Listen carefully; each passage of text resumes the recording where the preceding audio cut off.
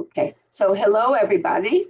And so I'm going to, because it's Hanukkah, it's the 5th day of Hanukkah, so I decided it would be appropriate to teach about Judith. Great. So here we go. So here is Judith. We're going to see Judith represented in many, many ways. I'm assuming that some of you do know the story, but I may even be familiar with the book, but we're not going to read the book. The book is actually very boring. I mean, I must tell you, when we talk about why it wasn't included in the Bible, I think part of the reason was on a literary value. It's really not the greatest book in the world. I actually did years ago read it both in English and in Hebrew. So anyway, if you have the patience to actually read the book, go ahead and do it. But I'm not going to read the book, although I will summarize it. So when we think about women in Hanukkah, right away, the martyrs come up, the martyr, which I think is a horrible story, the martyr who kills herself and 7 children. I mean, I grew up on that as if that was a wonderful thing to do. And then and sometimes Hannah is called Miriam, it doesn't really matter. Growing up, I knew her as Hannah.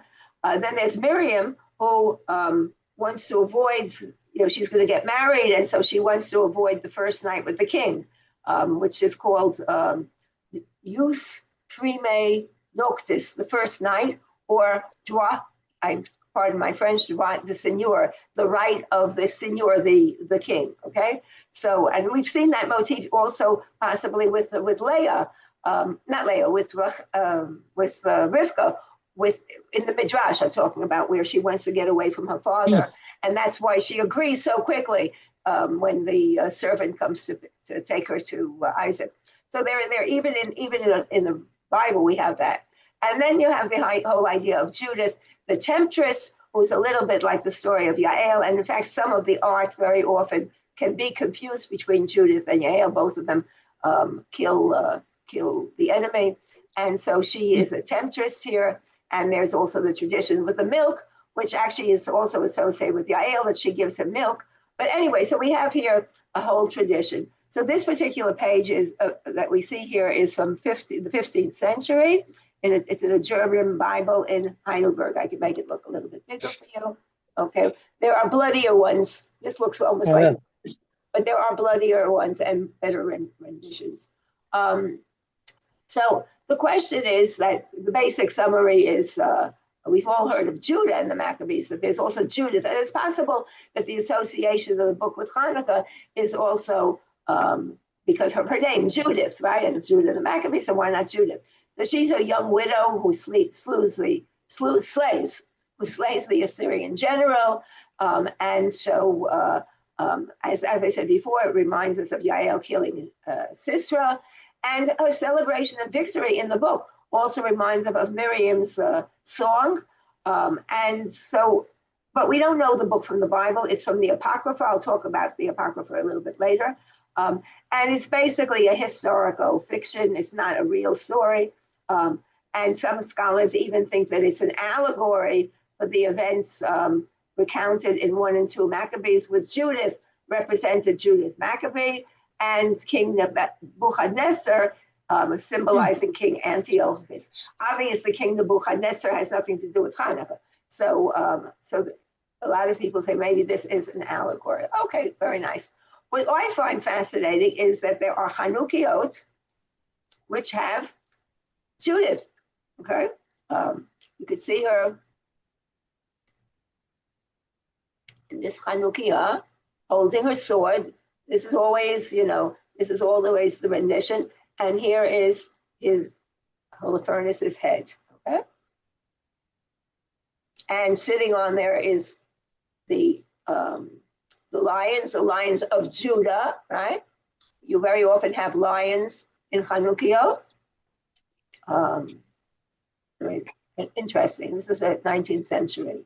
Yeah, I have a question though, but why is she kind of half naked? That thing she's wearing is diaphanous, so even though only one breast is uncovered, you can see almost everything else through that. Well, because she was the temptress. I mean, oh my God. Okay. Well, I'd like to say with that, and Naomi, I was inspired by the fact that you take all kinds of artwork in yours. And I did a teaching for Macomb Bayahad tomorrow, and I want to Yeah, talk about Judith. And the artwork is amazing. There's a one that I've always loved by Gustav Klimt, and it's yeah. so sensuous. I mean, is that I have, later? yeah, If I you, have it here. I have it here. yeah, yeah, yeah. Where is it? I'm just jumping down to it. I have it. No, the art is unbelievable. Look, we're going to see so much art, as you can see, as I'm running by Oh, this. wonderful. You can just Yeah. see. And in addition here, I think this is Oh, the best there she is, number best one here. 9066. Yeah. Here, Wow. right? Here's the Gustav Klimt, right? Yeah. Yeah. But in addition to that, I mentioned earlier before I turned on the tape, I mentioned earlier that in addition to this art that I have here from the last time I taught this, in addition to that, right? In addition to that, there's a website just for Judith, and you might want to look at that, Barbara, if you're teaching tomorrow, right? It's called Judith. What's it called? It's called Judith to You, okay? By someone whose name, of course, is Judith. Anyway, we'll come to that. We'll come to that. Okay, let me just go back to what I'm doing. Okay, so wait, now I lost my place. Okay, here we are. So the big question always is, why isn't it part of the Bible? Every time somebody teaches something from the Apocrypha, whenever I attend any class, people always ask, why isn't it part of the Bible? And I think although people very often are dishonest about it, but I think there's also the matter of the quality of the writing, I must tell you. So that most of the books, when we study them, Ruth or Esther, or any of these, or the Bible, there's some sort of quality to it. There's a high quality. There's all sorts of allusions. Nothing is really very broad. So one might ask, why did Esther make it into, right? It's also a late book, but we're not going to discuss that. But people always have to find a reason, okay? So it was never considered authoritative. I discovered the book. Years ago, I was asked, I'm actually embarrassed to think about it. Years ago, I was asked to speak at Ben Gurion University to a book of, we're really talking about years ago. I mean, the late 70s. So, I mean, I wasn't even involved in anything then, or maybe early 80s, to talk about Judith.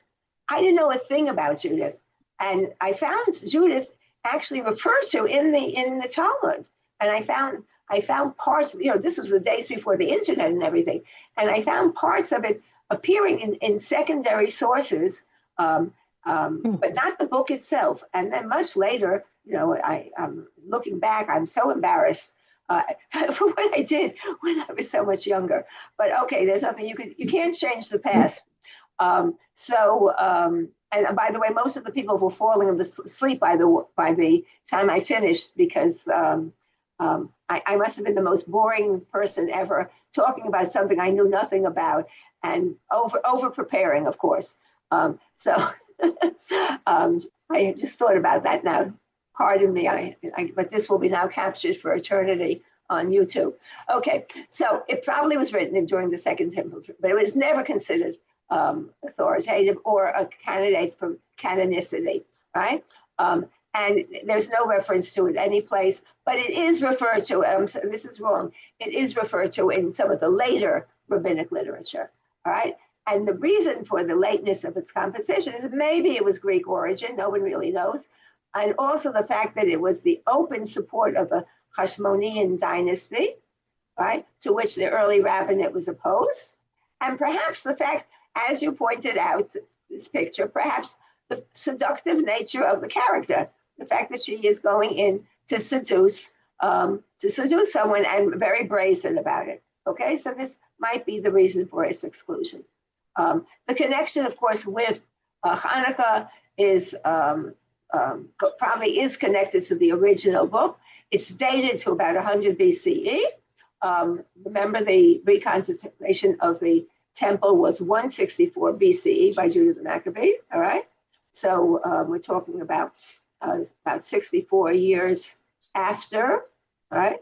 Um, and it has, historical elements taken from many different time periods, not only from the Hashmonean times, but also earlier. The Nebuchadnezzar, the king of the Assyrians, notice he's not the king of the real king was the king of the Babylonians, not the Assyrians, right? But here he's the king of the Assyrians, wants to be worshipped by God, and he seems closely related to Antiochus. Remember, I said this might be an allegorical book, while his beheaded general Holofernes reminds us of Seleucid general Nicanor, whose head is hung in the citadel of Jerusalem by Judah the Maccabee. Okay, so this is sort of a play possibly on the Book of Maccabees, all right? And her name hints, of course, that she might have been an actual participant in the events surrounding the Hanukkah story. Okay. Another reason for associating Judith with Hanukkah is, and by the way, you will see that in the rabbinic sources, is that there are parallels between Judith and Esther, who are beautiful, seductive, and they save their people. So Hanukkah and Purim, which are not holidays in the Bible, you know that, right? They're not holidays in the Bible. They are linked together because Purim has Esther and a scroll, Megillat Esther, and Hanukkah has no special text of its own. So sometimes some people actually call it Megillat Yehudit, the scroll of Judith, right? Which it's not, but that's what they sometimes call it, all right? There's no way to really link Judith with Hanukkah in the book, but it's very often enmeshed with the story from medieval times onward. Now, I mentioned earlier that that there are hints to in rabbinic literature. So you know that women are legally obligated to light Hanukkah candles when they are often exempt in Jewish law.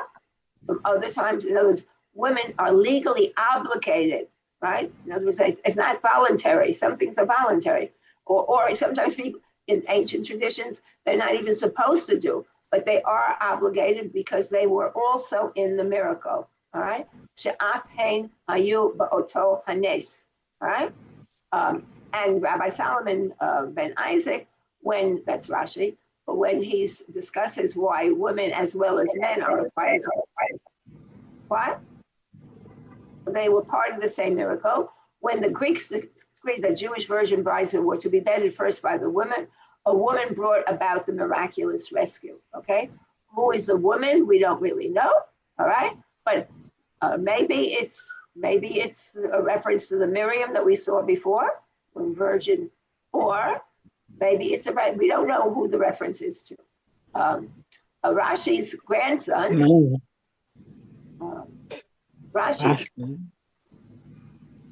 Rashi's grandson mentions Judith, right?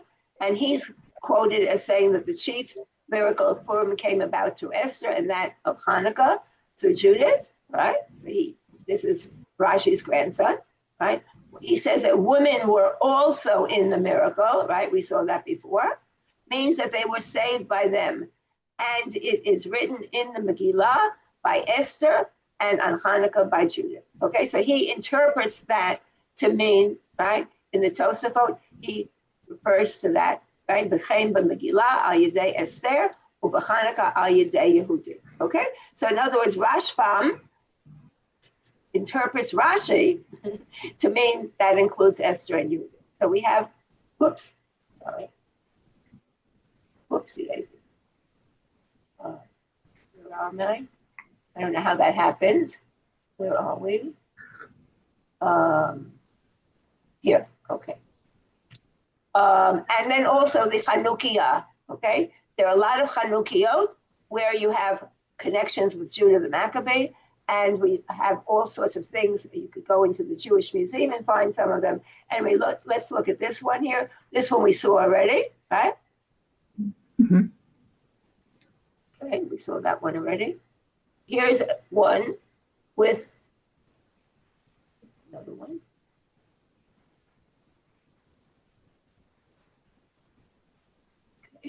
They said possible this is with Judah, possibly, right? We don't know. Here's another one.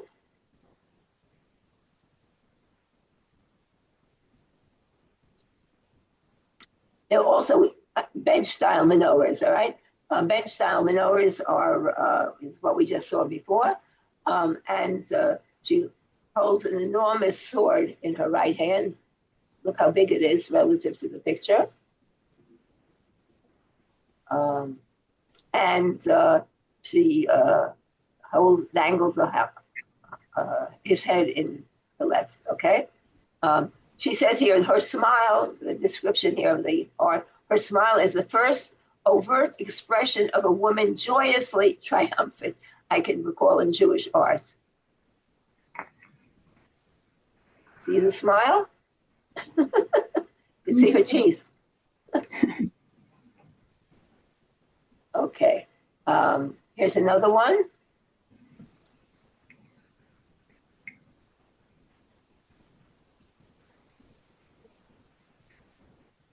Seems here you seem to have almost two women here. She did have an accomplice, so this might be related to the accomplice. Here's a detail with the head, all right? Here's a detail on Chanukah. And here's the, wait, they're the same ones, okay. I mentioned the Apocrypha before, okay? We have to distinguish between the Apocrypha and the pseudepigrapha, right? The Apocrypha is a set of ancient texts that are not included in the Hebrew Bible, right?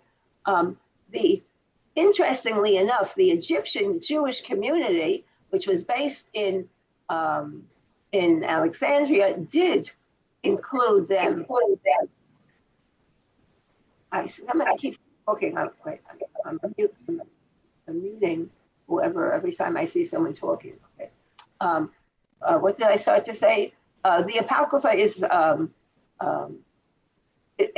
not included in the Bible, all right? But interestingly enough, in the Egyptian Jewish community in Alexandria, they did consider them to be canonical. But in the smaller canon of the Palestinian Jewish community, which became the sources for today's Tanakh, it was not included, right? However, fortunately for us, and we could really thank, I was just at a lecture the other day where someone was talking about the Apocrypha, and they said, thank God for the church, right? Because the church preserved these works in Latin or Greek, right? The Latin Bible is called the Vulgata, and the Greek Bible is called the Septuagint, right? And they did preserve these works in their versions of the Old Testament. And so they are part of the Roman Catholic and Orthodox Orthodox canons. So if you open up for instance, I have a Bible here, which is called the Jerusalem Bible. If I open it up, I can find all of these apocryphal stories. And sometimes they're even mixed together with the historical stories. On the other hand, there's something else which is called the pseudepigrapha. Pseudo means like false, right? And again, we don't know who wrote them, right? But they're sort of like characters from the Hebrew Bible. And the name pseudepigrapha means false writing, like graph, pseudo, graph.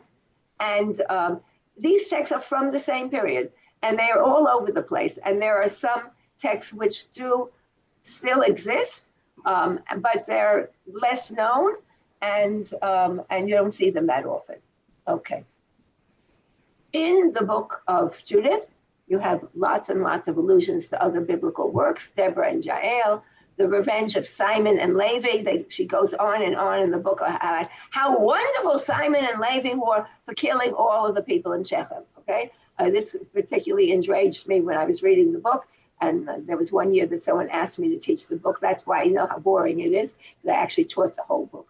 And as I said, it goes on how she is so wonderful to see people who are killing our enemies, right? And that's the whole thing. David, who cuts off the head of Goliath and walks around with it. And as I mentioned earlier, Miriam with the victory, and Esther. So you have a lot of allusions to other biblical works in the Book of Judith, right? Again, the language, no one's clear what language it was. Was it written originally in Greek, or was it a translation from Hebrew? No one really knows. All right. What we do know is the copy that came to us came from the Greek, and there are some shorter versions which do appear in some late rabbinic texts, which is how I came to know the Book of Judith originally.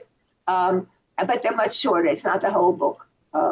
And again, you have here the events are try to put them into the period of the Maccabees, and the Greek version talks about, is very anachronistic. In other words, there are references to names in the earlier times. All right.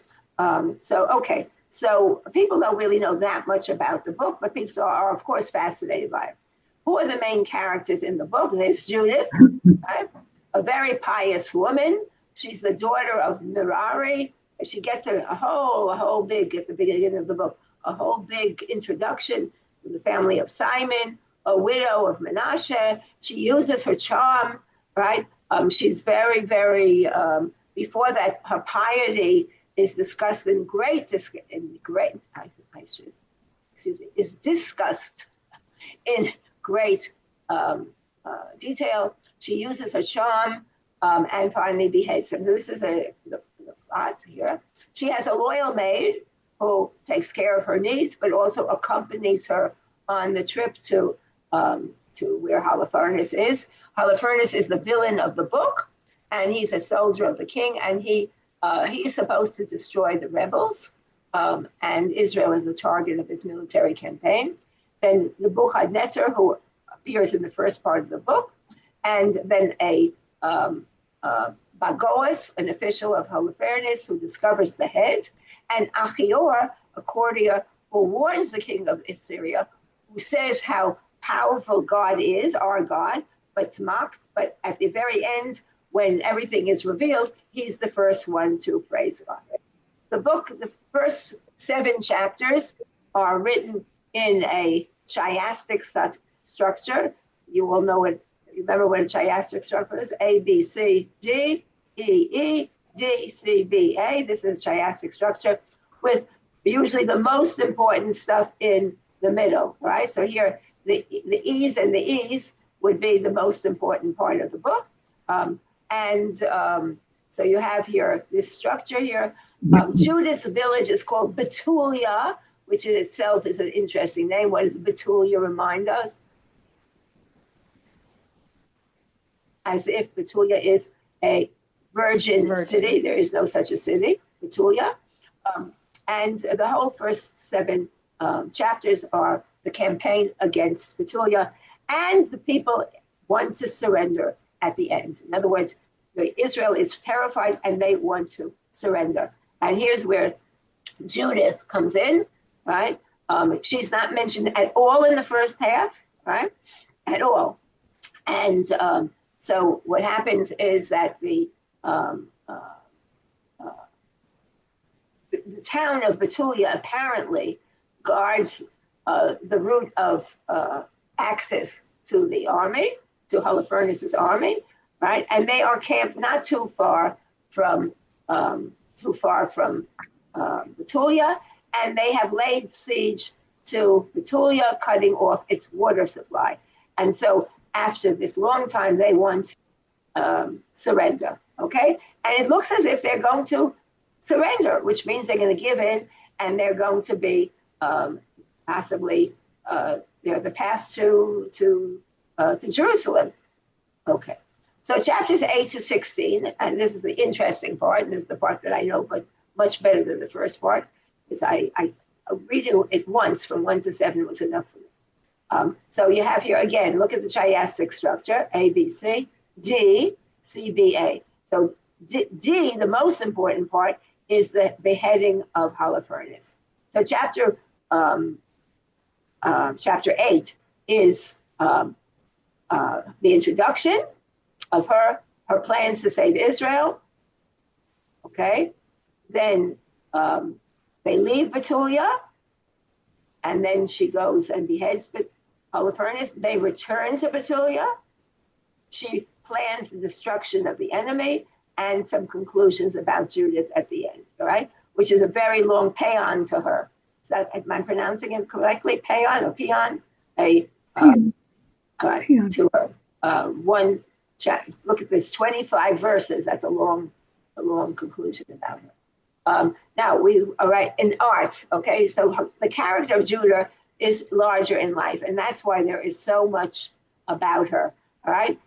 She's, first of all, Judea, woman of Judea, or Yehuda, she will be praised, Yehudit, she will be praised. So the whole idea of her same spirit has endeared her to Jews, but also to Christians, all right? Because she is religious. She does not step out of her widow's role. She refuses to remarry. The fact that she does step out of her role when she's called to save the people, right? That is a big deal. And then she will dress provocatively so she could seduce and behead the wicked Holofernes, right? Does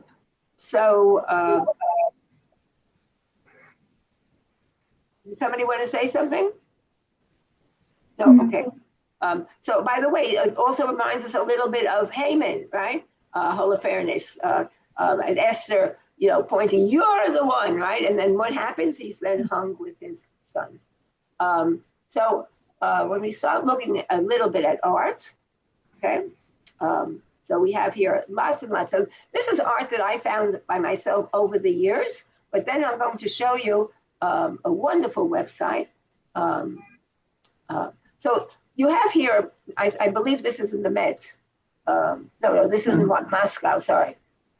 But you have here a lot of violent females who are you don't see them that often at the Met, all right? But you do occasionally have some pictures where you can see the Jewish heroine Judith. And you also have some interesting pictures of the goddess Devi with Shiva, all right, which is in the Islamic wing in the Met. Let's look at that right away. I'll jump to that here. Right? This is not Judith, but it could be Judith, right? In other words, she look at her with all the swords, right, on top of a lion, and here's a male underneath here, all right, and the bull. Look at the whole, right? What it all means, I don't know. She seems to also have a whip in her hand, a sword, and she has lots of hands, right? Lots and lots of hands. So this could be, the inspiration for some art, but the type of art that we very often see is Judith with, right? So notice here that the maid usually appears with her because she's in the story, right?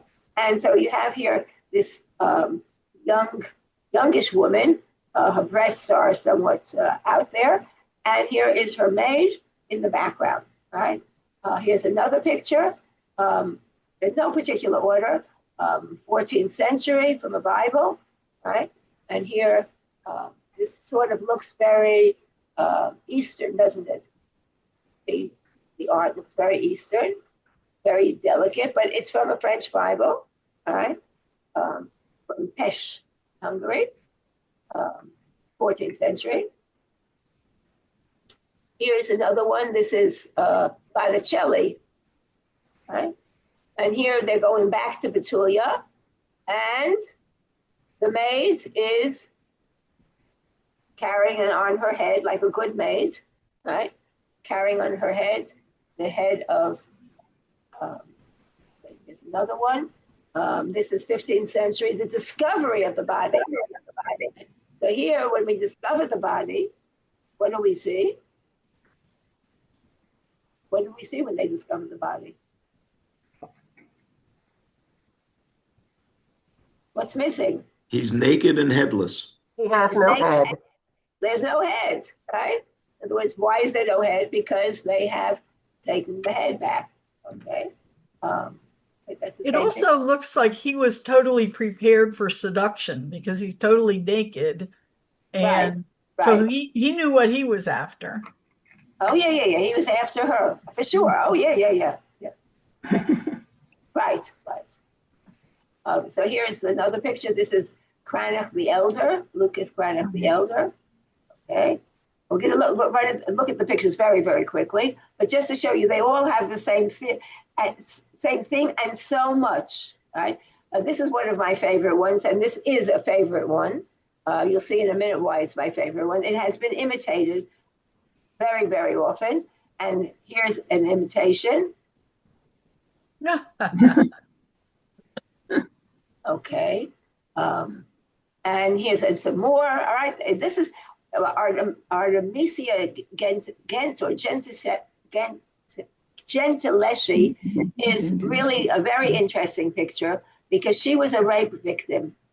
So here she is getting back at a rapist. All right. And this is one of the more violent ones. This is, and a lot of people have imitated this particular violence scene. It's a very, very well-known picture. Right. Notice here, both of them are in it together. Here's Judith, and here is the maid. There's no, and it's very violent, even though he's supposedly is asleep. But you know, the violence is really very clear in there.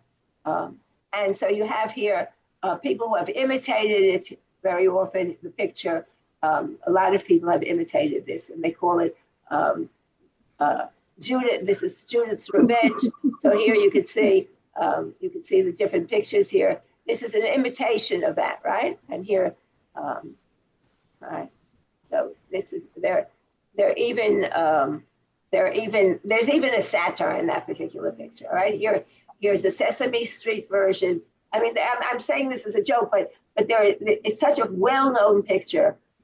So here we can back to the original picture, but there are different versions of it. Okay, there are different versions of the picture. Okay,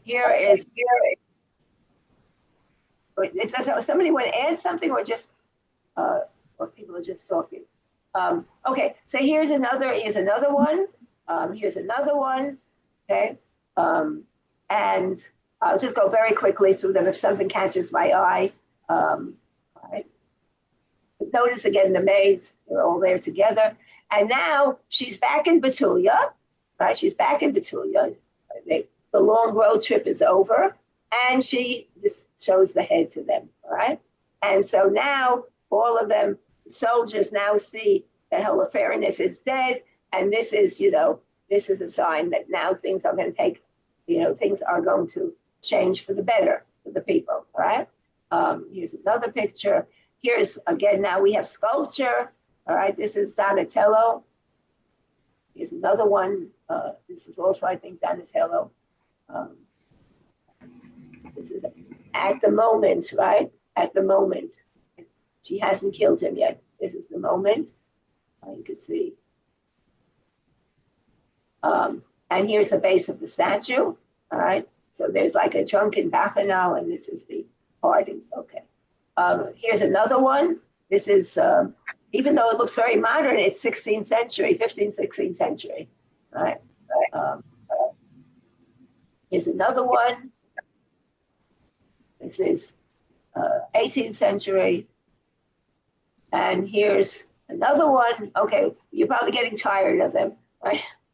Here's Caravaggio. Now this looks very much like this looks a little bit like the Artemisia Gentil, right? It looks a little bit like that in terms of its bloodiness. But here, what do you see here, this picture of this? It's very. His mouth is open. Okay, in other words, he's not asleep. Okay, but look at how she's killing him. He's in pain. It's like yeah, he's in pain. It's like I personally, when I cook and I have raw meat or raw chicken, I always put on gloves. I don't like to touch raw meat. It's a thing I have, so I put on gloves. And I do all the mushing around and whatever, and then I take the gloves off so I don't have to touch the raw meat. So here's Judith, sort of very delicately. Look at her. It's like she's distancing herself from the act. It's like she's like putting her hands down very delicately. It's a very interesting picture, right? This is Caravaggio. It's almost as if, in contrast to the brutality of, yeah, look at the distance here. Here they're really going at it, and really, the brutality is there, and they're almost enjoying it with zeal. And here, in contrast, you have this delicate, the delicate. Where is it? Which one is it? Yeah, there are so many, I can't even find them anymore. Oops. But it doesn't really matter. I mean, I think I made the point. But I think the difference between Gentileschi and Caravaggio is Caravaggio wasn't raped as a young woman. Absolutely. In fact, he may have himself been a rapist. Yes. Yeah. So in other words, he's cleaning up. Exactly. He's cleaning up Gentileschi. Yes, absolutely. Okay. It's also interesting to see the differences among the maids, because Yes. in some they're old crones, and in some they're young women actively helping. Right. And here her color is indeterminate. In one, she's clearly a black woman, so to suggest that she's a slave. Okay. And this is also, is this the same Caravaggio? One second. It says Caravaggio. Is it? I'm not sure if it's the same person. But anyway, you have this picture of David with the head of Goliath, also with Caravaggio, but it probably is the same. Okay. Here's another one. Okay. And another one. And there are many more. What you have here is, if you look closely, the head of Holofernes looks like Caravaggio, right? So that's interesting, all right? The commentary here is, it depicts the ambivalence and counterpoints of Judith as being between both physical and emotional planes, between Holofernes and the maid, between Holofernes and his head, between Holofernes' life and death, between light and death, between her regret for taking a life and her accomplishment of saving Betulio, which is the commentary on this one here, I guess. Is this the one that we're talking about? Yeah, this is the head. Okay. So, all right. And then it appears on a wall. It appears on on a ceiling in Trento in Italy, in a castle. The commentary here is, imagine you're on your way to dinner and they're serving fish, and then you look up and this is what you see. Okay. Okie doke. Here's another one and another one. All right. Look how fat she is here. I don't know why. Okay. I guess they have to make her look strong, right? Only a strong woman is capable. Here's the other one. So it is Michael. Yeah, it is. Okay. Here's something in the 19th century. This almost looks like pioneers in Israel, right? This is she's clearly a Jewish woman here.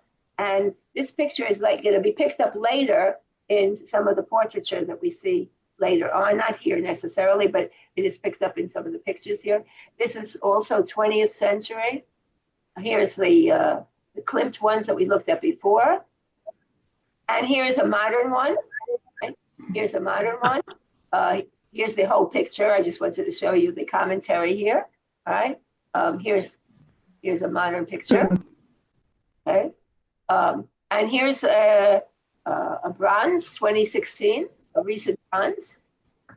Notice he's clearly is a black person here. Okay.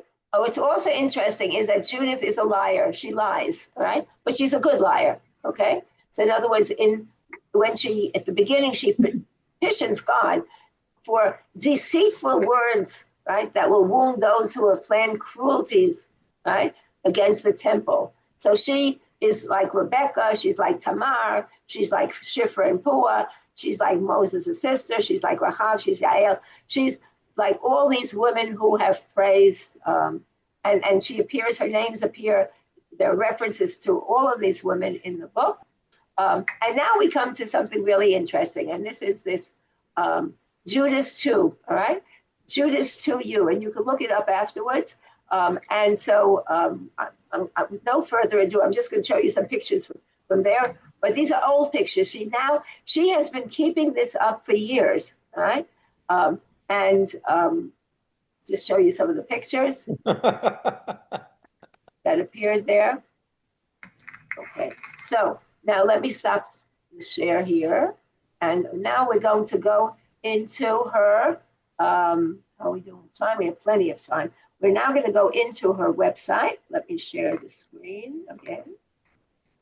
Before I share the screen, does anyone want to make any comments or, it's what we have here is totally amazing, right? Really totally amazing.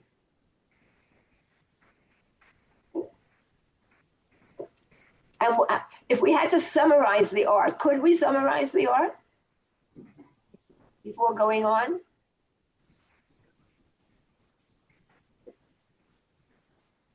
No? Okay, no one wants to summarize the art. Okay, so you're probably dying to see what I'm going to show you now. So, not literally, but okay, share screen. What is this? Where is it? Oh, wait, that's the wrong one. Yeah, do you see this? Do you see it now? Am I showing you the right one? Somebody has More to to the tale. Canterbury Tales. Yeah, right. Okay, so you see it. So this is her website, right? It's called Judith 2U, right? You can write it down and you look at it afterwards. And she says, as arrogant as it sounds. That's what it says up here, all right? And then when I opened it up earlier today, I said, oh, look at this. She's put new material. I discovered this about 2 or 3 or 4 years ago. I don't even remember when I discovered it. Probably the very first time I taught Judith and the very first time there was an internet. So that must be when I discovered it many, many years ago. Look at how far back it goes, till June 2011, okay? She's been doing this on and off.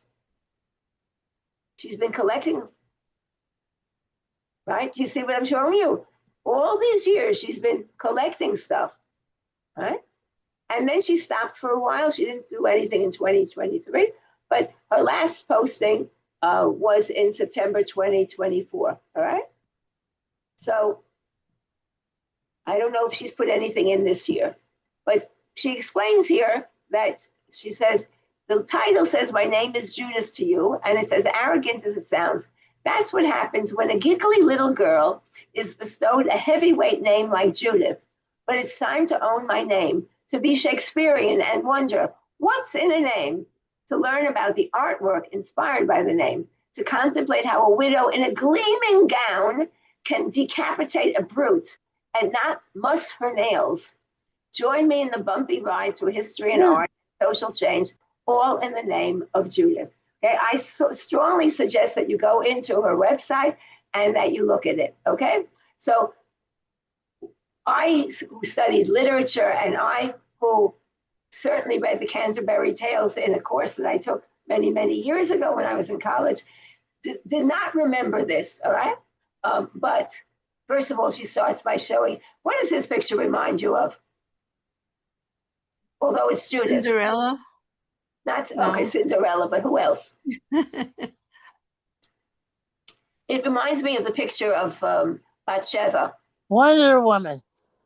Right? Oh, Bathsheba. Wonder Woman. Wonder Woman, oh my gosh. Yeah. Wait, so is this, she's out of the bath or something?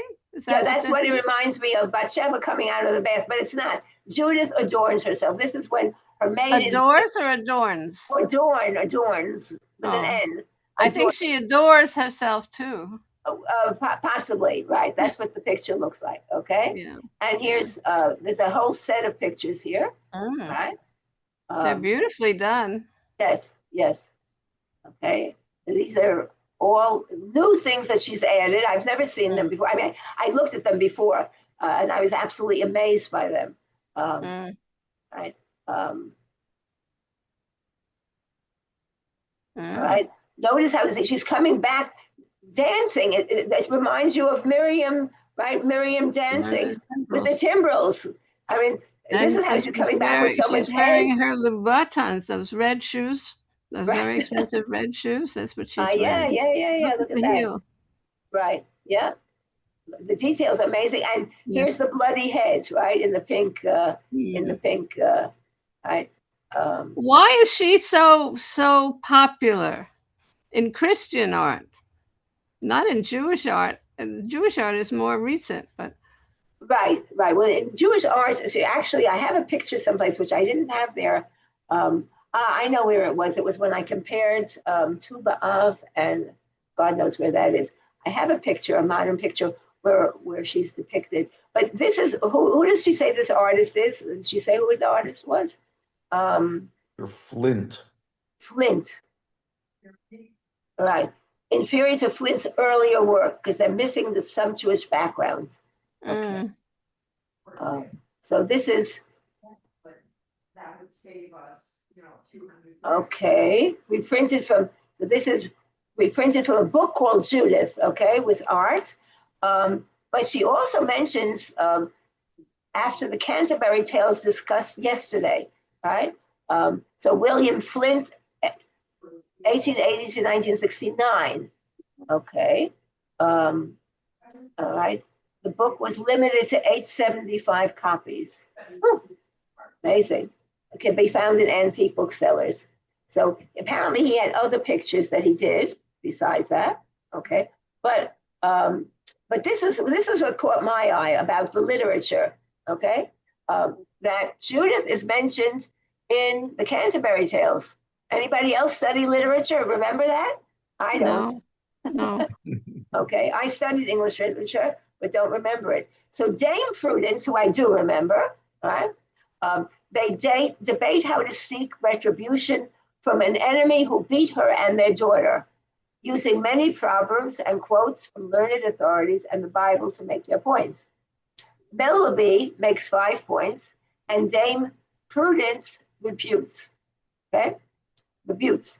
When Dame Prudence, very debonairly and with great patience, had heard all that her husband was pleased to say, then she asked of him permission to speak, and said in this manner, and truly, as to your fifth reason, where you say that in wicked advice women vanquish men, God knows that reason has no value here.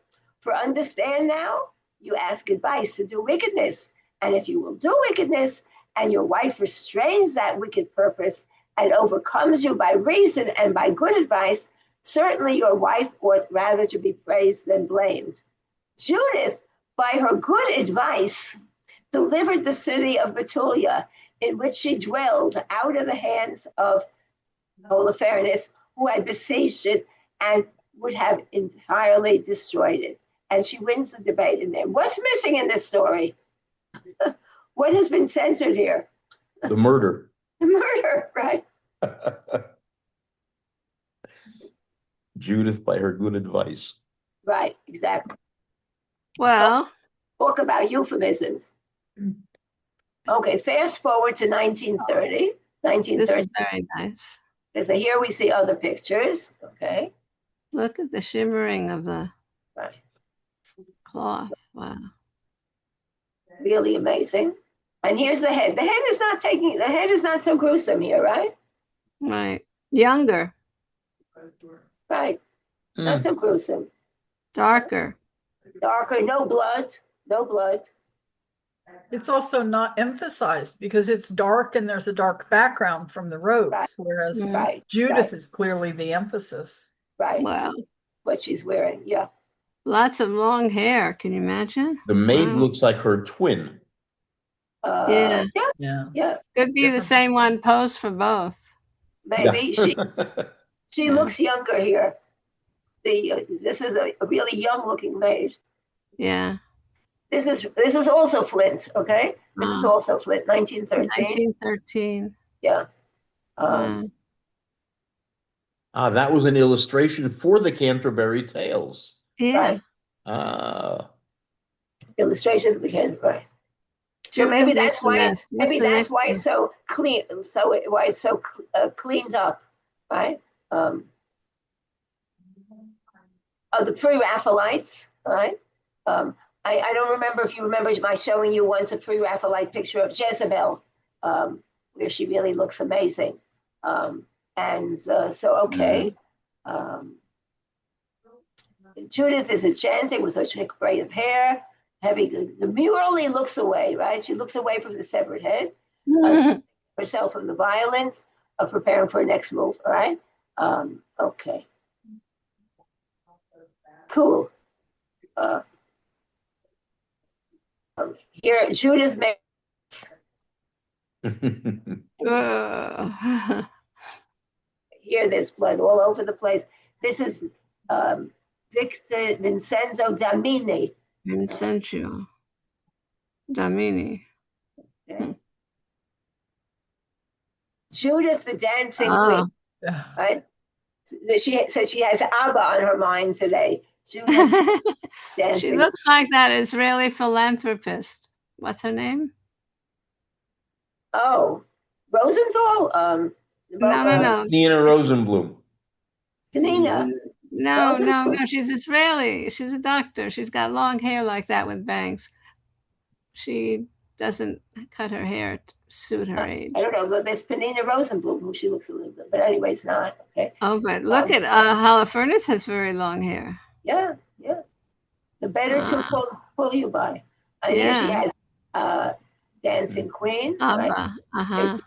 Judith, choose the scenery. Okay. Oh, yes. Oh my. A very devilish Holofernes. Right. Devilish, and she writes here, head on a platter as if she's ready for the 4th of July picnic. Oh my, but she's got blood all over the skirt. Yes. Blood is there. It's here on the bottom. Yeah. Okay. And no features. No features, right. Is that a cross on her leg? Oh, yes. It's like a tattoo of a cross. It is, yes. Good for you. Good eyes, yeah. Okay. She's a domestic goddess, sleeveless summer dress, right? Wearing a kerchief over her tidy hair, right? And there's another picture like that also, right? Here's his head is on a plate. He's spiked. Lots and lots of blood. Oh my. Look at the imagination. I'll make it smaller so you can see the whole picture. But look at the imagination. Unbelievable. And it goes up. Here's the boots, right? And here's another one. I mean, it goes on and on and on. She has so much new art that she has been bringing over the years since I last looked at this. I mean, I'm telling you, I would not know where to begin if I were preparing all over again. Because no. Yeah, I'm in the middle of the share. Okay. So you can look yourselves. We'll talk later. Okay. You could go look. Oh, sorry. Someone. I thought you were addressing me. You could look later. Here. Look at this one. Look at this one. She's all bloodied up here. Unbelievable. Right? Who is that? Look at her. Look at her face. Look at her face. Yeah. She's got a big ear. Yeah. Unbelievable. Right, this is Scott Fisher. Where is Holofernes? Oh, is this Holofernes? She's holding him. Oh, she's sorry she did it. Oh my gosh, she's holding the head like a child in her lap. Yeah. Wow. Talk about owning what you did. Yeah. In the words of the artist, Scott Fisher, the legendary Judith, beheading her, takes destiny into her, diving deep into my perception of the lines hatched in carefully controlled value ranges and a vehicle to lead you through a piece. Yeah. Keeping your eyes swimming. This painting is on copper, and as part of the process, I engraved down the paint in select areas to the metal below. The final mesmerizing effect makes for a piece that can only truly be appreciated in person. Okay, fine. If you want to look on Instagram. Oh. Right, okay. Is it for sale? He's made multiple copies. I guess so, if you want to buy it. I love this, Judith and her suitcase. What's in the suitcase? His head. His head, yeah. Imagine what TSA would think when they goes through security. Great one. And here's another one. Also, Oh, same author, Toby Bell or Bates? Tori Corbett. Right? And well, here, so she can pull it out when she needs to Anyway, prove that she did it. it And that goes this on really and did. on and on and Oh, on. my. Right? Why? On, I don't know why it's so popular. I don't know, but look, it just goes on and on. Yeah. She keeps on finding new material, and she keeps on adding to this. Unbelievable. So anyway, you could easily find her. Judith to you, and those of you who are preparing. Whoops. Wait, what did I just do? Are you still there, all of you? Okay, you're back. Yes, You're back. yeah. Yeah. Okay, I thought I got rid of all of you. Okay. No, and we still see you. Okay, good. No, I wasn't sure. I kept on closing so many things. I thought I closed you as well. That's modern technology. Right. What are you going to do, Susanna? You know what? I should. The trouble is, I write. I'm so busy now that this whole year I've been amazingly busy. So I can wait, but I want to put her on the list. Okay, I wanted to do Bruria 2 weeks ago. Oh, yeah. I keep on gathering material, and now I'm at the point where I don't even know what to do with the material. So I'm hoping still to push it off because I want to make sure that wait, I'll stop here 1 minute. Let me stop the recording. So, by the way, we will not be meeting next week. I'll explain in a minute why. You said, yeah. It's the recording stopped.